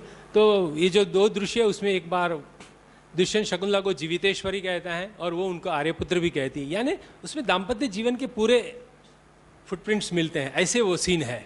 ठीक है, ओ सॉरी, बहुत आगे बढ़ गया, सॉरी। अब मैं जो कहने जा रहा था कि इस नाटक में कवि ने ये 2 दृश्य कालिदास ने लिखे होंगे, उसका मैं एक हायर क्रिटिसिज्म करके एक समर्थन करना चाहता हूं कि ये जो निकाले गए दृश्य है, ऐसा मैं कह रहा हूं, वो ओरिजिनल कालिदास की पेन से है। तो रूप के सामने प्रतिरूप कालिदास खड़ा करते हैं इस नाटक में। पूरी जो आप ड्रामेटिक डिजाइन देखेंगे तो ड्रामेटिक डिजाइन ऐसी है कि एक रूप के सामने दूसरा प्रतिरूप खड़ा किया जाता है। फॉर एग्जाम्पल, प्रथम अंक में क्या है, कण्व का आश्रम है, तो उसके सामने सप्तम अंक में मारीच का आश्रम है। शिकारी दुष्यंत, शिकारी के रूप में दुष्यंत का प्रवेश होता है, तो वहाँ वो दानवों का संहार करके इंद्र को सहाय करके वापस लौट रहा है। दूसरे अंग में विदूषक की जो दयनीय दशा है, गिरि नदी जलानी पीयन्ते कदूषणानी, रोता धोता है विदूषक। खाने पीना, एक कैसे दोस्ती हो गई मृगया बिहारी राजा के साथ, बेचारा रोता धोता। लेकिन बाद में वो युवराज होकर जाता है। वो पुत्र पिंड पालन व्रत करना था नहीं, तो राजा ऑन बिहाफ ऑफ किंग उसको भेजा जाता है। युवराजो उसमें समृद्धता, उस पर जी.के. भट्ट साहब ने बहुत बढ़िया लिखा है। तो खुश होकर जाता है। एंट्री पॉइंट पर विदूषक रोता है, एग्जिट पॉइंट पर युवराज होकर जाता है। बस वही 6ठे अंग में जो माछीमार प्रसंग है, धीवर प्रसंग, उसको भी नगर रक्षक मारते हैं, पीटते हैं, रोता धोता वो भी आया। लेकिन राजा ने जब कंफर्म कर दिया कि हाँ हाँ ये अंगूठी तो हमने शकुंतला को दी थी, उसको पारितोषिक देकर मुक्त किया जाए, तब वो कहता है शूलाद अवतार्य हस्ति स्कंधे समारोपितः, मुझे शूली से उतार कर यानी वो, अब देखिए दूसरे अंक की एक डिजाइन रूप के सामने प्रतिरूप खड़ा करते हैं कालिदास। भ्रमर बाधा प्रसंग प्रथम अंक में आता है, तो 6ठे अंक में वो भ्रमर का उपदेष्टा बन के आता है दुष्यंत। वो भ्रमर को कहता है कि यहाँ वहां घूमने की जरूरत नहीं है, ऐशा मधुकरी त्वया विना मधु न पिबती, उसके पास बैठो, साथ में मिलकर पुष्परस का पान करो। जो असूया से उससे लड़ रहा था प्रथम अंक में, उसके सामने ये भ्रमर का उपदेष्टा बना। श्रुतम यत् श्रोतव्यम, वो छिप कर 3 सहेलियों की बात चल रही है। शकुंतला कहती है कि जब से मैंने ये तपोवन रक्षिता राजर्षि ही मया दृष्टः, तब से मेरी हालत हुई है, उससे मेरा किसी भी तरह से संयोग करवा दो, नहीं तो अन्यथा सिंचतम में तिलोदकम, मैं मर जाऊंगी। काम की 10वीं अवस्था पर मैं पहुंच गई हूं। तुरंत दुष्यंत जो पेड़ के पीछे खड़ा है वो कहता है श्रद्धम श्रोतव्य, हाँ सुनने लायक बात मैंने सुन ली कि she is in love with me. अब वही दुष्यंत पंचम अंग में जब सामने आती है शकुंतला प्रत्याख्यान प्रसंग, उसको कुछ दुर्वासा का शाप प्रभावी हो गया है, कुछ याद नहीं है, प्रस्तुत बात होती है कि उसका स्वीकार कीजिए आपकी धर्मपत्नी के रूप में, वो मना करता है। तब गौतमी कहती कि हमने जो बहस करनी थी वो कर ली, अब तू कुछ बोल दे। उसका घूंघट भी उठा के दिखाया, कुछ याद नहीं है राजा को। तब शकुंतला कहती है कि हाँ मैं अभी कॉन्क्रीट एविडेंस दिखाती हूँ, हमने शादी की है। अच्छी बात है, उदारक कल्पः, दिखाओ। लेकिन अंगूठी निकलती नहीं है, क्योंकि वो तो शक्रावतार तीर्थ पर हाथ से निकल गई थी। तब शकुंतला कहती कि अच्छा ठीक है, कुछ है तो नहीं कॉन्क्रीट प्रूफ मेरे पास, लेकिन हस्बैंड वाइफ की एक पर्सनल बात है जो हम दोनों ही जानते हैं, वो मैं आपको सुना दूं, तब मान जाएंगे कि आपने शादी की है मुझसे। अच्छा कौन सी? श्रोतव्यमिदानीम संवृत्तम। पहले तो कह रही थी कि कुछ दिखा देती हूं मैं कॉन्क्रीट आइटम, अब सुनाने की बात आई, वो टौना मार रहा है। अब शकुंतला कहती हैं कि सुनो मैं कुछ हमारी आपसी बात कहती, हस्बैंड वाइफ की सीक्रेट टॉक कही जाती है। क्या कहती है शकुंतला? एक दिन हम लतावलय में बैठे थे और तुम पर्ण का पुड़िया बना के उसमें मालिनी नदी का जल लेकर आए मुझे पिलाने के लिए, लेकिन उसी समय पर दीर्घापांग नाम का मेरा मृगपोतक वहीं पर चला आया। तुमने सोचा कि चलो उनको पहले पिला लेते हैं, आपने उस पुड़िया पानी का उसके सामने रखा, लेकिन मुंह नहीं डाला। वही जल का पात्र लेकर जब मैंने पिलाना शुरू किया, कृतस्तेन प्रणयः, तुरंत मृग ने उसमें पानी मुंह डाला, पानी पीना शुरू किया। राजा याद है उस समय पर आपने एक कमेंट की थी, सर्वसगंधीषु विश्वसीति द्वौपि आरण्यकौ। समान गंध वाले में विश्वास करते हैं, भैंस में विश्वास करती है। मैं हस्तिनापुर का सेंट पेंट लगा के आया हूं, मेरी गंध अलग है, तू तो ये जंगल में घूमने वाली। द्वौपि आरण्यकौ, मृग की गंध और शकुंतला की गंध समान है, इसलिए तेरे हाथ का पानी पिया। ऐसा आप देखिए कहां से कहां बात पहुंची। एक रूप के सामने दूसरा प्रतिरूप खड़ा कर दिया। तृतीय अंक के अंत में राजा तो एकदम आसज्यमान क्षणों था। वहां कहा जाता है कि सायंतने सवन कर्मणि, राक्षसों का छाया आ रही है, राजा आ जाओ, तो धनुष उठा के तृतीय अंक में वो एग्जिट हो जाता है। वही मातली के द्वारा जब विदूषक पीड़ित होता है छठे अंक के अंत में, तब भी विरही राजा दुष्यंत अपनी विरह अवस्था को भूलकर धनुष उठाकर एग्जिट होता है। ऐसे बहुत सारे उदाहरण मैं दे सकता हूं, ये निदर्श है, केवल उदाहरण रूप है। यानी कालिदास सातों अंकों में एक रूप के सामने दूसरा प्रतिरूप खड़ा करता है। अब उसका उपयोग हम कहां कर सकते हैं ये देखिए आप। इस छठे अंक के अंदर दुष्यंत ने एक शकुंतला का चित्र बनाया। विरही राजा क्या करेगा, संस्कृत नाटक में ये तो कॉमन सीन है, विरह अवस्था में राजा नायिका का चित्र बनाएगा। तब विदूषक पूछता है कि ये चित्र में 3 सहेलियां तो आपने आकारित कर दिया, और क्या करेंगे राजा? तो अपना संकल्पित चित्र श्लोक के माध्यम से राजा बोल रहा है कि इस चित्र में को मैं ऐसा ऐसा करना चाहता हूं।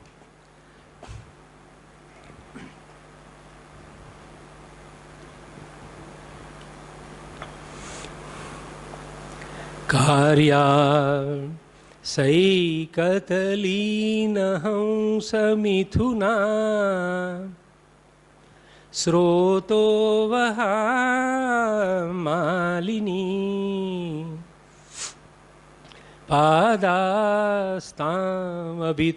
निषण्ण चमरा गौरी गुरो पावनाः शाखालम्बितवल्कलस्य चतरोर्निर्मातुमीच्छाम्यदः शृङ्गे कृष्णमृगस्य वामनयनं कण्डूयमानां मृगिं मैं उसके बैकग्राउंड में माँ पार्वती के पिता हिमालय को आकारित गौरी गुरोह पावना और शकुंतला के वस्त्र जिस पर टांगे हो वलकल वस्त्र, ऐसा एक वृक्ष बनाऊंगा और उसके नीचे एक हरण की पैर बनाऊंगा। नर मादा को मैं आकारित करूंगा, जिसमें क्या होगा, कृष्ण मृग के नौकीले सिंग पर मृगली अपना वाम नेत्र खुजलाती हो। क्या समझ में आया? वो जो दृश्य निकाला गया है ना, इस शकुंतला की आंख में पुष्प परागरज गिरी थी और उसने कहा था कि मैं वदन मारुत से तेरी नेत्र को प्रमार्जित कर देता हूं, वो रूप का प्रतिरूप है। हमारे सभी संस्कृत के विवेचकों ने कालिदास के समय में कैसी चित्रकला थी उसके लिए इस श्लोक का उपयोग किया है। किसी ने नहीं जाना कि इस श्लोक में दुष्यंत का डेवलपमेंट बताया गया है। वो समझ गया है कि मैं शिकारी होकर शकुंतला को प्राप्त नहीं कर पाऊंगा। आप ही सोचिए, शिकारी मृग को प्राप्त करेगा तो मृग कैसा होगा? मरा हुआ होगा, घायल होगा। सर्वसगंधिशु का टोना मारने वाला आप समझ गया है कि शकुंतला को प्राप्त करना, पूरे नाटक में शकुंतला के लिए हरिण का प्रतीक है।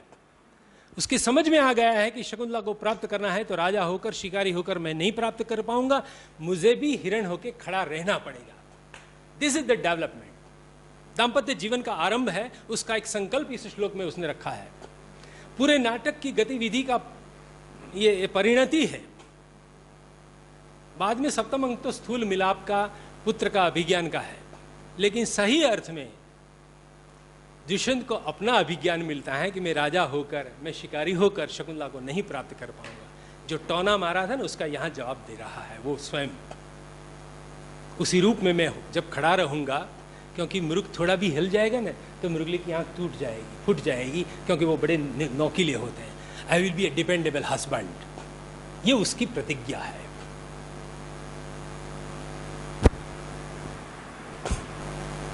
तो ये हर क्रिटिसिज्म के द्वारा लगता है कि जो ड्रामेटिक टेक्निक का उपयोग पूरे नाटक में है, उसके आधार पर यह सिद्ध होता है कि दो दृश्य भी कालिदास ने अपने हाथों से लिखे होंगे।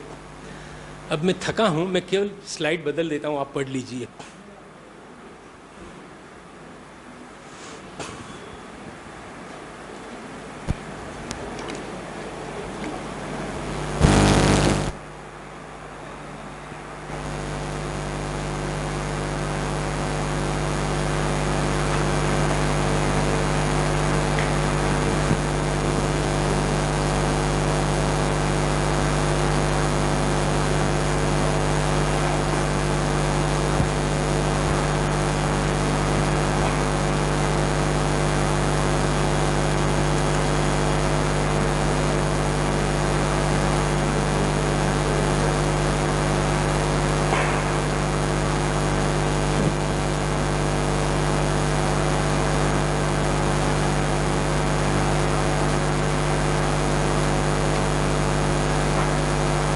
ये पांडुलिपि का वंश वृक्ष नहीं है, ये पाठ परंपराओं का वंश वृक्ष मैंने सोचा है।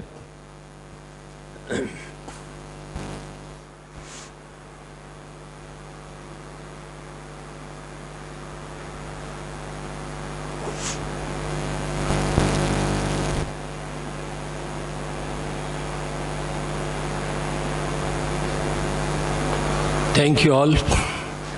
मैं मेरे इस व्याख्यान को परम पूजनीय बेलवलकर जी की स्मृति को समर्पित करता हूँ। नमस्कार।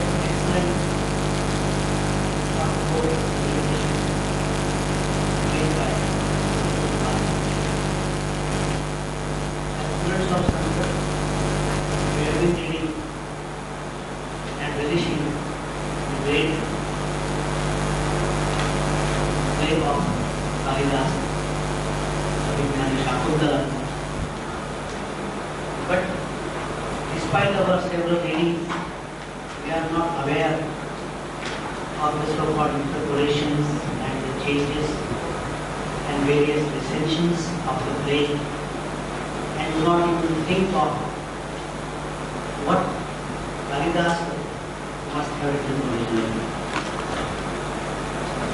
And that was the reason why we invited Professor Vasant Kumar Bhatt to make this presentation and show that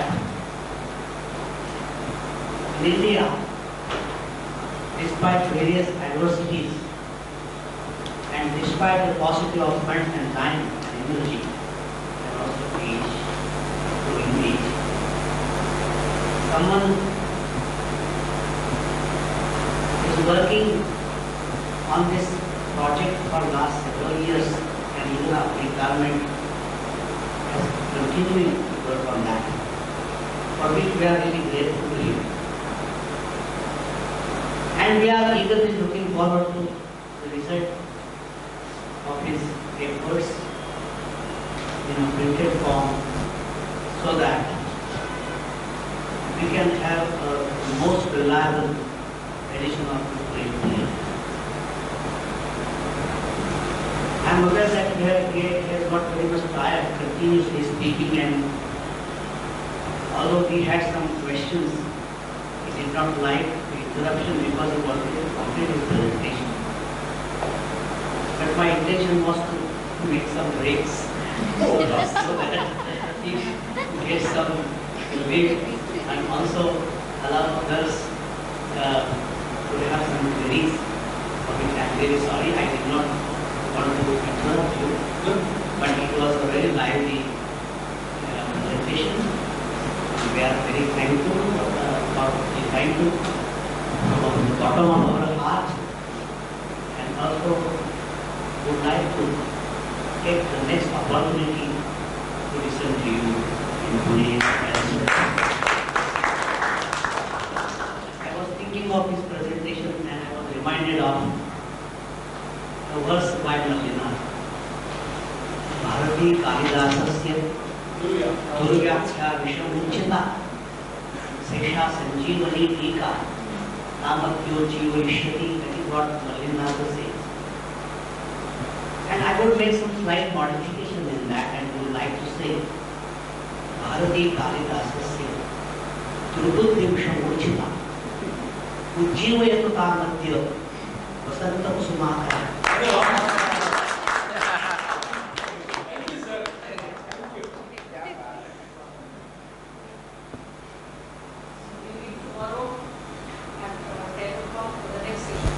आपको एक मैं होमवर्क दूंगा, आपको मैंने जो प्रिंट आउट दी इसमें क्या गलती आप ढूंढ लीजिए।